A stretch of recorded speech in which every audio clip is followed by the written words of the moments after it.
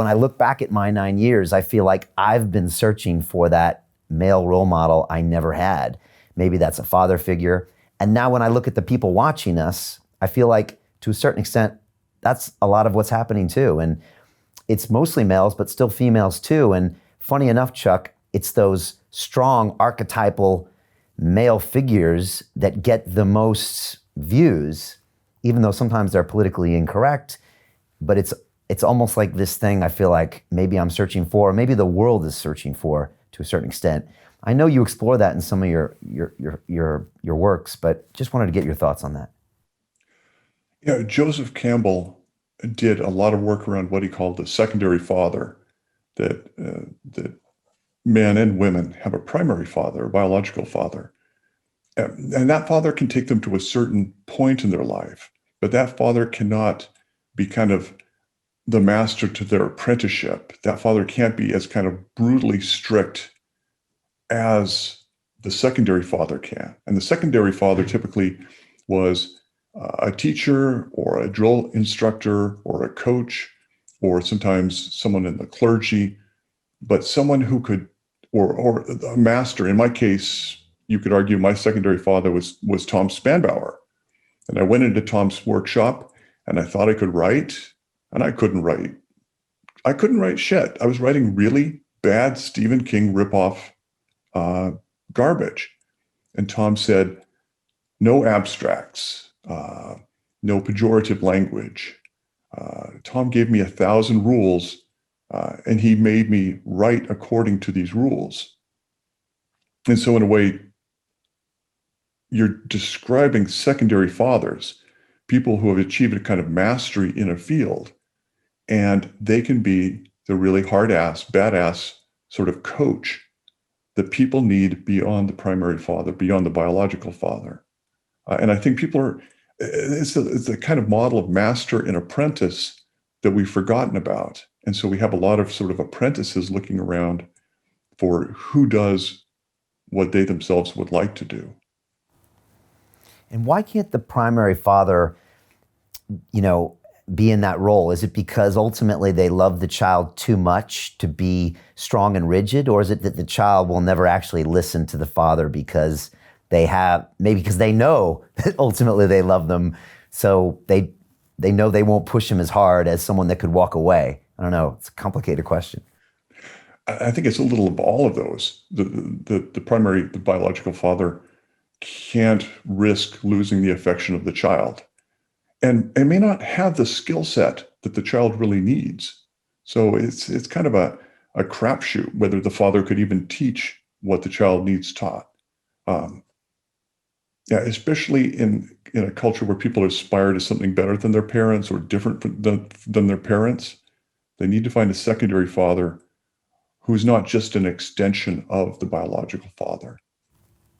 Yeah, it's true. Again, and I'm looking at the wall of my secondary fathers, and they all bring something unique to the table. One is a physical, one is a psychedelic master, one is a high performance, one is a Navy SEAL.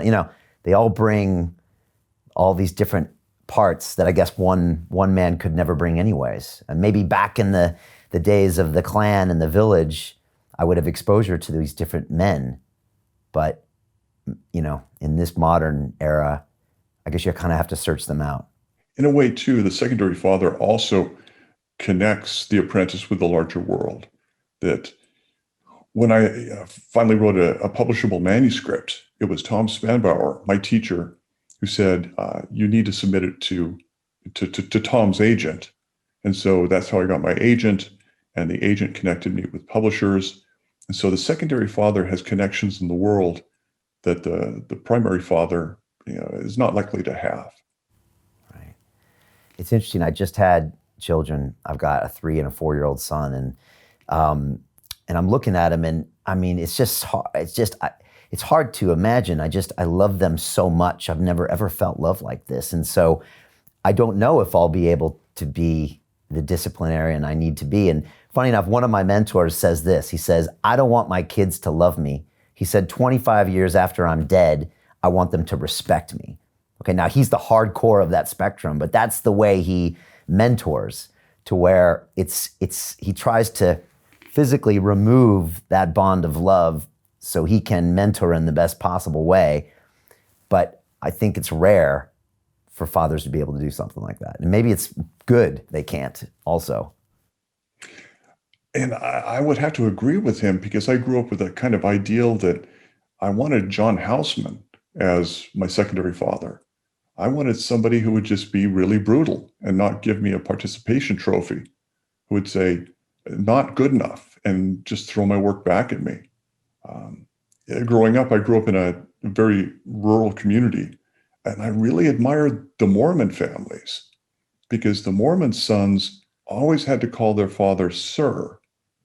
And my family felt that that was so demeaning and so ridiculous and so antiquated that they made fun of the Mormon kids for calling their fathers sir and their mothers ma'am.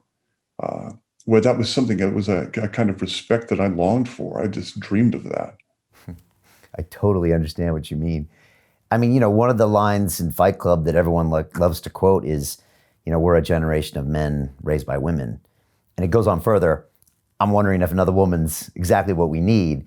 But for the first part, I mean, my parents were divorced when I was 7, and I saw my dad once every 2 weeks. A lot of us in the newer generation grew up without that father figure. Some would say a lot of the commotion that you see these days and a lot of the protests and things come from not having a father figure in the family for the past 20 or 30 years for certain communities and certain people.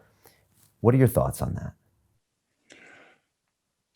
I don't see it as much of an aberration as I think a lot of people do, because one way in which people achieve a kind of new generation of leadership is through conflict. And whether it's conflict in a military battle or a civil rights conflict, that's where our next generation of leaders emerge.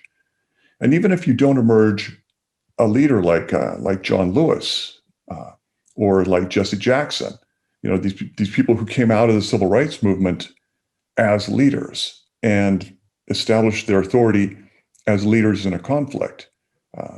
Even if you didn't come out of as a leader, you still came out with a sense of being tested and having kind of exhausted an aspect of self so that later in life, you wouldn't be constantly regretting that you hadn't taken those chances and done those things when you were a younger person with fewer things to risk.